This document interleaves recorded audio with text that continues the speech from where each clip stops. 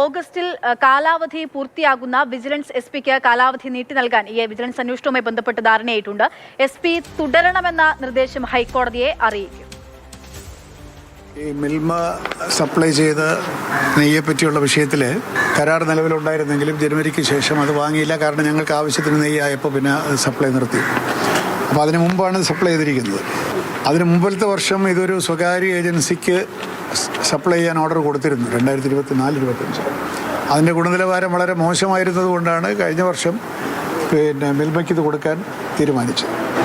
ഏതായാലും ഇപ്പോൾ അതിനെപ്പറ്റി ആരോപണങ്ങൾ വന്ന സാഹചര്യത്തിൽ ഞങ്ങളുടെ വിജിലൻസിനെ കൊണ്ട് അത് കുറച്ചുകൂടെ വിശദമായിട്ട് അന്വേഷിക്കാൻ തീരുമാനിച്ചിരിക്കുകയാണ് ഇന്നത്തെ ബോർഡ്. കാലാകാലങ്ങളിൽ അവിടെ വരുന്ന എല്ലാ ഫുഡ് ഐറ്റത്തിൻ്റെയും കാര്യത്വവും ക്വാളിറ്റിയും ഒക്കെ വിജിലൻസ് റാൻഡമായിട്ട് ചെക്ക് ചെയ്യും. എന്തെങ്കിലും പോരായ്മകളുണ്ടെങ്കിൽ അപ്പോൾ അറിയിക്കുകയും ചെയ്യും. ഇതിനെപ്പറ്റി അങ്ങനെ ഒരു റിപ്പോർട്ട് വന്നിട്ടില്ല.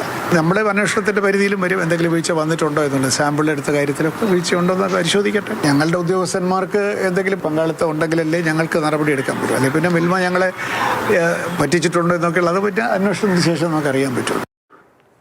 പല തലത്തിലേക്കുള്ള സംശയങ്ങൾ നീളുകയും ചെയ്യാൻ സാധ്യതയുള്ള ഒരു വിഷയം കൂടിയാണ്. പ്രശാന്ത് കൃഷ്ണ വിവരങ്ങളുമായി ചേരുന്നത്. പ്രശാന്ത്, ഈ ദേവസ്വം വിജിലൻസിന്റെ അന്വേഷണം എങ്ങനെയായിരിക്കും നടക്കുക? ഇതിനു വേണ്ടിയിട്ടുള്ള നടപടിക്രമങ്ങൾ എങ്ങനെയാണ്? ബോർഡിന്റെ ഭാഗത്ത് നിന്ന് ഈ മിൽമയുടെ വ്യാജ നെയ് തട്ടിപ്പിൽ എന്തെങ്കിലും പങ്കുണ്ടായിട്ടുണ്ടോ, ദേവസ്വം ബോർഡ് ജീവനക്കാർക്ക് പങ്കുണ്ടോ, ഇക്കാര്യങ്ങൾ അന്വേഷിക്കുന്നതിന് വേണ്ടിയാണ് ദേവസ്വം വിജിലൻസിനെ ചുമതലപ്പെടുത്തിയത്. ദേവസ്വം വിജിലൻസ് എസ്.പി ഇതിൽ അന്വേഷണം നടത്തി 1 മാസത്തിനകം റിപ്പോർട്ട് നൽകാനാണ് ഇന്നത്തെ ദേവസ്വം ബോർഡ് യോഗം ആവശ്യപ്പെട്ടിരിക്കുന്നത്. ഇത് പ്രധാനമായും ഉദ്യോഗസ്ഥർക്ക് ഇതിൽ പങ്കുണ്ടോ, ഇതിന് പുറമെ ഭക്ഷ്യസുരക്ഷാ വിഭാഗം പ്രവർത്തിക്കുന്നുണ്ട്, അവരുടെ ഭാഗത്തുള്ള വീഴ്ച എന്തൊക്കെയാണ്, ഇത് ആരോഗ്യവകുപ്പിന്റെ നിയന്ത്രണത്തിലുള്ളതാണ് ഭക്ഷ്യസുരക്ഷാ വിഭാഗം. ഇക്കാര്യങ്ങളെല്ലാം തന്നെ അന്വേഷിച്ച് റിപ്പോർട്ട് നൽകാനാണ് ദേവസ്വം ബോർഡ് നിർദ്ദേശിച്ചിരിക്കുന്നത്.